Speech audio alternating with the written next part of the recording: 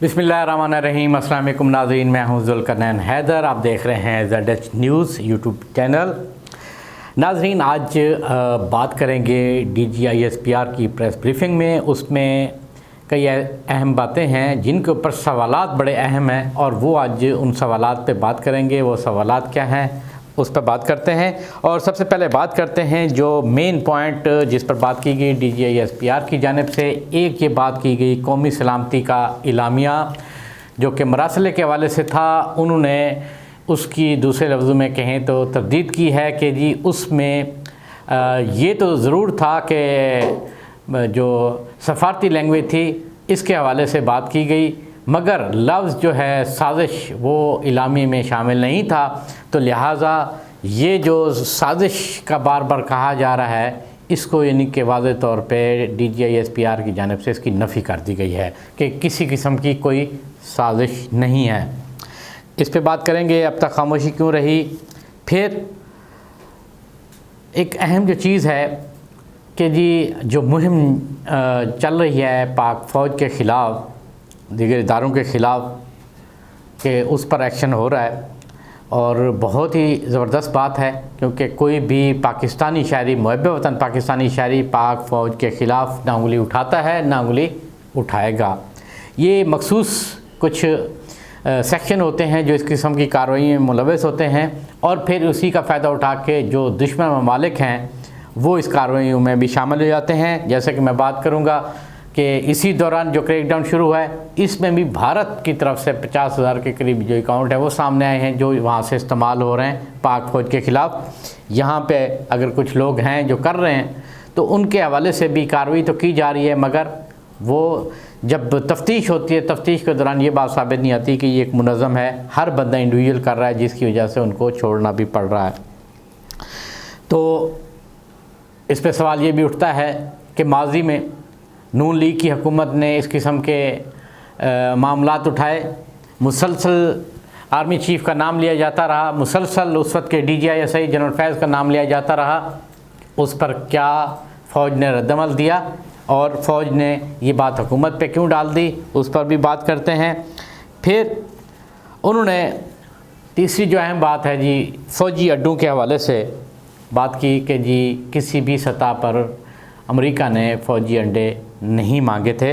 अगर नहीं मांगे थे तो फ़ौज को ये जवाब क्यों देना पड़ रहा है, क्योंकि हुकूमत ने जब ये कहा था एब्सोल्युटली नॉट, तो बातें चल रही हैं कि जी एब्सोल्युटली नॉट से लेकर मरासला तक सब कुछ मुस्तरद कर दिया गया है।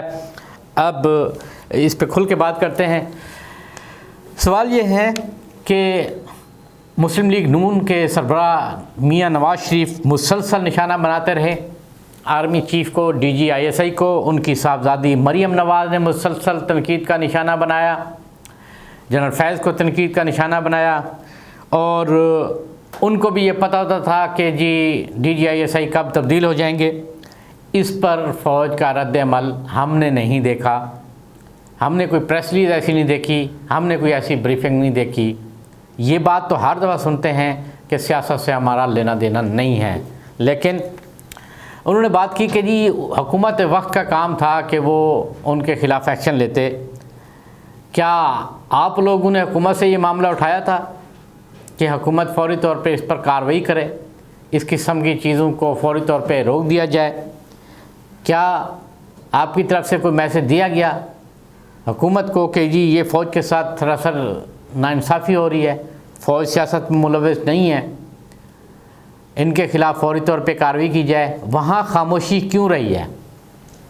आज जो आप ज़िक्र कर रहे हैं कि जी ये भी नहीं हुआ था, ये भी नहीं हुआ था, ये भी नहीं हुआ था, तो भाई वो जो चीज़ें हैं उस पर आप क्यों खामोश रहे हैं? यही आम आदमी यही बेसिकली सवाल उठा रहा है कि आप एक तरफ क्यों हो जाते हैं। या तो आप बिल्कुल ये कहें कि जी हम मुदाखलत बिल्कुल नहीं करेंगे, किसी जमात के साथ भी नहीं, तो फिर जब एक जमात आपको तनकीद का निशाना बनाती है तो फिर आप वहाँ पे खामोश होते हैं।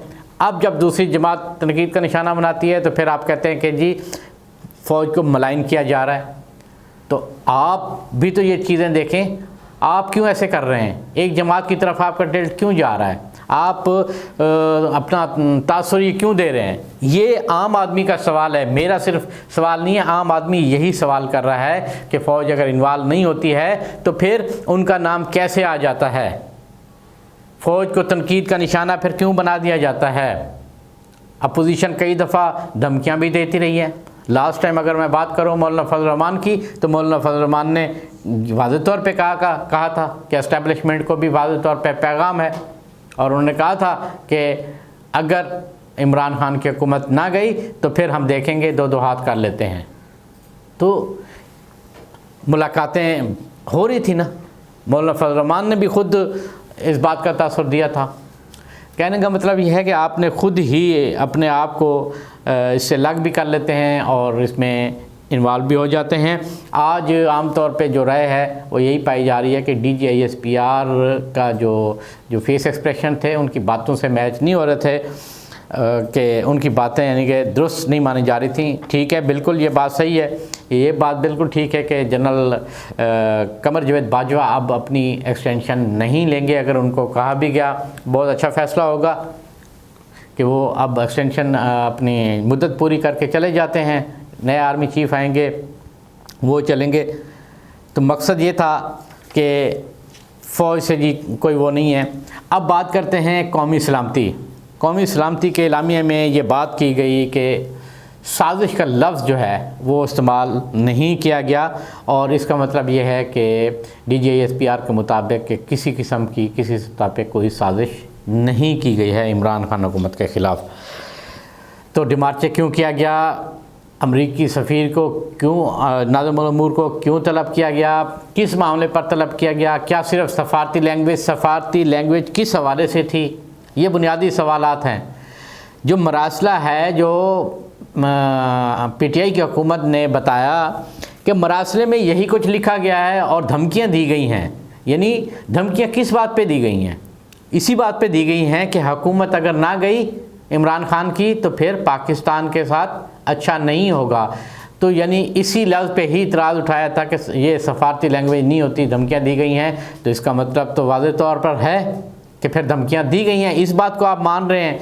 यानी आप इस लफ्ज़ पे हैं कि जी साजिश जो है वो नहीं लिखा गया, तो लिहाजा कौमी सलामती के एलामिये में तो वो फिर साजिश ना हुई। यानी जो एक तासुर दिया गया था, क्योंकि PTI हुकूमत की तरफ से ये तासुर दिया गया था कि कौमी सलामती ने इसको वैलिडेट किया है, कौमी सलामती ने इस बात की तस्दीक की है कि जी ये साजिश हुई है, धमकियाँ दी गई पाकिस्तान को, और पाकिस्तान को इस पर अपना एहतजाज भी करना होगा और अपना दिफा भी करना होगा। तो आज फ़ौज ने एक लफ्ज़ के ऊपर बात की कि जी साजिश का जो लफ्ज़ है वो बिल्कुल नहीं है उसमें, और इसी वजह से उन्होंने कहा। तीसरी जो अहम बात अमरीकी अड्डों के हवाले से, एंकर के सवाल के जवाब में उस वक्त के प्राइम मिनिस्टर इमरान खान ने कहा एब्सोल्युटली नॉट। आज DGISPR ने कहा है कि किसी भी सतह पे फ़ौजी अड्डे नहीं मांगे गए थे, फ़ौजी अड्डे नहीं मांगे गए थे, या मांगे गए थे फिर ये काम हुकूमत का है, आपका काम नहीं है इसका जवाब देना। फिर आप क्यों जवाब दे रहे हैं? आप हुकूमत की डोमेन में ख़ुद जा भी रहे हैं और अपने आप को डिसएसोसिएट भी कर रहे हैं। इस बात पे लोग आपसे वो हो रहे हैं कि यार ये क्या बात हुई, खुद कहते हैं हम नहीं हैं और फिर खुद इन भी हो जाते हैं।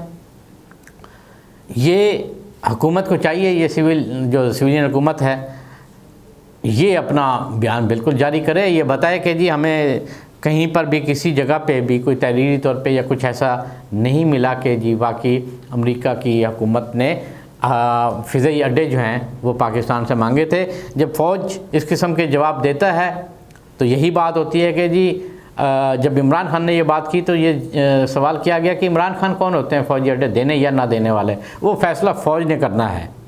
फ़ौज कहती है ये सारे मामला हुकूमत ने देखने हैं, तो फिर आज फ़ौज ये कह रही है कि किसी सतह पे फ़ौजी अड्डे नहीं मांगे गए।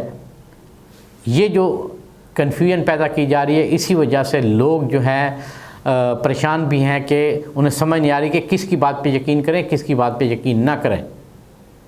और आज की जो प्रेस कॉन्फ्रेंस है उसमें काफ़ी सारे एम्बिग्यूटी सी सवालों के जवाब जो है वो सही तरीके से नहीं कन्वे किए जा सके। मुझे तो ऐसा लग रहा था कि जैसे वो कंफ्यूज थे, बात खुलकर वो कर नहीं सके। नाज़रीन, ये था आज DGISPR की प्रेस कॉन्फ्रेंस के ऊपर हमारा लुबाब कुछ सवालात थे जो कि आवाम की जानब से उठाए गए। इंशाअल्लाह अगली वीडियो के साथ फिर हाज़िर होऊंगा, तब तक के लिए अल्लाह हाफ़िज़।